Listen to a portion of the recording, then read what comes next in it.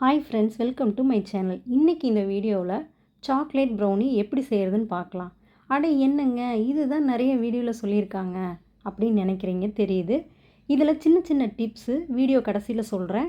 நீங்கள் வீடியோவை கடைசி வரைக்கும் பாருங்கள். இன்றைக்கி நான் 100 கிராம் டார்க் சாக்லேட், அது கூட 100 கிராம் பட்டர் எடுத்திருக்கேன். சாக்லேட்டும் பட்டரையும் நம்ம டபுள் பாயில் மெத்தடில் மெல்ட் பண்ணி எடுத்துக்கலாம். பட்டர் தான் ஆட் பண்ணணும் இல்லை, ஆயிலும் ஆட் பண்ணிக்கலாம். இப்போது மைதா மாவு 100 கிராம், கொக்கோ பவுடர் 20 கிராம் எடுத்திருக்கேன்.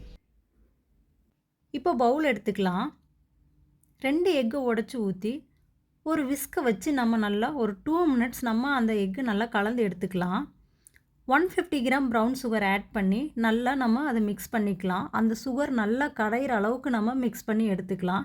இப்போது நம்ம ப்ரௌன் சுகர் தான் ஆட் பண்ணணும் இல்லை, ஒயிட் சுகரும் கூட நம்ம ஆட் பண்ணலாம். ப்ரௌன் சுகர் வந்து கொஞ்சம் டேஸ்ட்டாக இருக்கும், நல்லா சாப்பிட்றதுக்கு டேஸ்ட்டாக இருக்கும், ஹெல்த்தியும் கூட இருக்கலாம். இப்போ நம்ம அந்த மெல்ட் பண்ணி வச்சுருக்கக்கூடிய பட்டரும் சாக்லேட்டையும் எடுத்து இதில் மிக்ஸ் பண்ணி விஸ்கை வச்சு நல்லா நம்ம கலந்து விட்டுக்கலாம். இப்போ கலந்ததுக்கப்புறம் நம்ம எடுத்து வச்சுருக்கக்கூடிய மைதா மாவை இது கூட ஆட் பண்ணிக்கலாம்.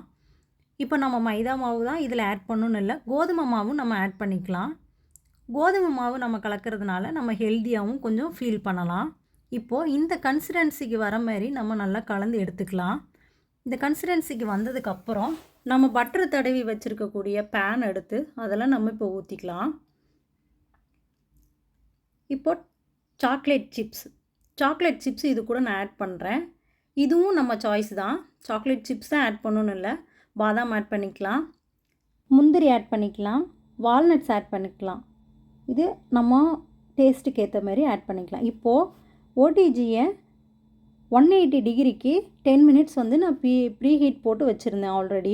இப்போது 180 டிகிரிக்கு 25 to 30 மினிட்ஸ் வந்து நம்ம இதை பேக் பண்ணி எடுத்துக்கலாம். பாருங்கள் இதோட அவுட்புட் எப்படி இருக்குன்ட்டு. வீடியோ எண்டில் நான் டிப்ஸ் சொல்கிறதா நான் சொல்லியிருந்தேன். நீங்கள் இந்த வீடியோ முழுசாக பார்த்துருந்தீங்கன்னா நிச்சயமாக நீங்கள் கண்டிப்பாக கண்டுபிடிச்சிருப்பீங்க. சரி, இருந்தாலும் நான் சொல்கிறேன்.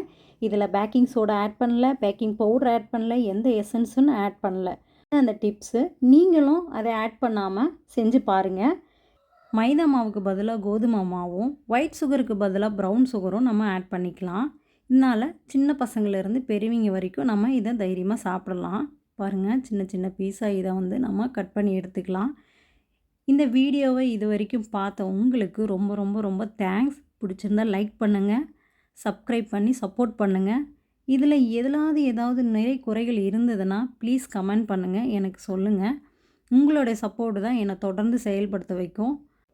தொடர்ந்து வீடியோஸ் நான் அப்லோட் பண்ணுறேன். Keep supporting. தேங்க்யூ.